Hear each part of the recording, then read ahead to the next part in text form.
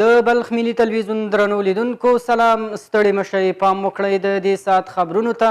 ویان سید عمر احمدي. د مزار شریف اوسیدونکو په کابل کې د اسلامي امارت له لوري راغوښتل شوي د علماو لوی غونډې ملاتړ وکړ. همدارنګه دوی د امیر المؤمنین شیخ ملا هیبت الله د څرګندونو هرکلی وکړ. زیاته کړه چې په ټولنه کې باید د دې خبرو عملي کولو لپاره ګړندۍ هڅې وشي. په دې غونډه کې د افغانستان د اسلامي امارت مشرتابه امیر المؤمنین ملا هیبت الله اخندزاده د دې خاورې د ولسونو ترمنځ په اتفاق او ملي یووالي ټینګار وکړ څو د افغانستان خلک د اسلام د احکامو او لارښوونو په رڼا کې عمل وکړي. فوق العاده له خبرو حمایت کوو، ډېرې ښې خبرې وې، ډېرې با ارزښته خبرې وې. خدای وکړي چې زموږ وطن همداسې روغ سرفراز او هغه اوسیږي، شریعت په دې دولت که حاکم شي. پیام امیر صاحب قابل قدر است.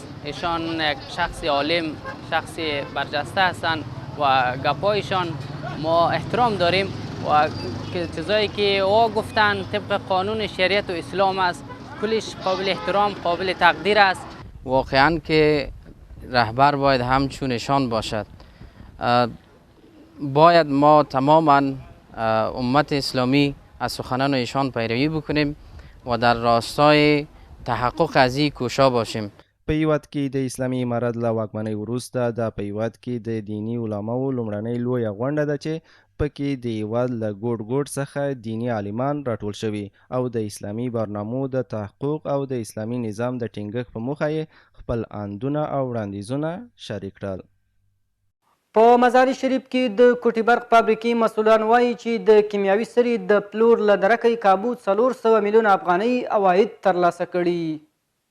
د مزار شریف د کوټي برق فابریکه د 125 میرمنو په ګډون 1640 تنه کارکوونکي لري چې دوی په 4 شفتونو کې فعالیت کوي.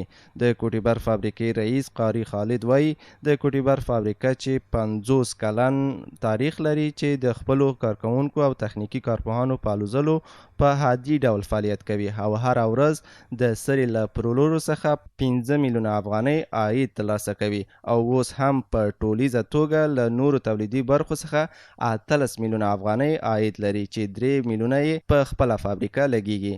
د کوټي برق فابریکې د رئیس په وینا د اسلامي امارت له واکمنۍ راهیسې د دغې فابریکې په بیلابیلو برخو کې ډیر کارونه ترسره شوي. پخوا زموږ کارکوونکو ته له 14,000 افغانیو څخه لوړ شوي دي. هغه وایي کروندګرو ته د اسانتیاو په موخه د یوې بورۍ سرې بیه چې پخوا په 3248 افغانۍ پلورل کېده اوس 2200 افغانیو ته راټیټه شوې ده. چې پخوا په 3248 و نو دې دپاره چې د وزارت د وزیر صاحب د حقینو سره یو همکاري او همدردي وشي نو کوډ راوستو په بلخ ولایت کې او خاص کر د شمال ولایتونو کې په کوم قراردادي چې دی هغوی به یې خرڅوي په 2200 روپۍ باندې او شمال شرق چې دی هغه ولایتونو کې به یې خرڅوي په 2800 افغانۍ باندې. د کوټي برق فابریکې مشر همدارز وویل لکه څنګه چې تاسو خبر یاست پخوا د کورونا وایروس له امله موږ هره ورځ د بلخ ولایت روغتونونو ته کابو 100 د اکسیجن بالونونه د کورونا ناروغانو ته رسول او اوس هم که چیرې روغتونونه اکسیجن ته اړتیا لري فابریکه کولی شي د دوی اړتیاوې پوره کړي. په بلخ ولایت کې د 209 الفتح قل اردو قمندانۍ څخه 15 تنه مجاهدین د نیټورک په برخه کې له زده کړو وروسته د فراغت سندونه ترلاسه کړل. د 209 الفتح قل اردو له بیلابیلو برخو څخه 15 تنه مجاهدین له 2 میاشتنیو مسلکي زده کړو وروسته د معلوماتي ټکنالوژۍ د ملاتړ شبکې له کور څخه فارغ او خپل تحصیلي سندونه یې ترلاسه کړل. په پیل کې د ګارنیزون لوجستیک امیر مولوي رباني، د قل اردو د استراتیژیکو اړیکو مسؤل مولوي حذیفه بشارت او د قل اردو وایان د اسلامي امارت د مجاهدینو د ښوونې او روزنې په اړه خبرې وکړې.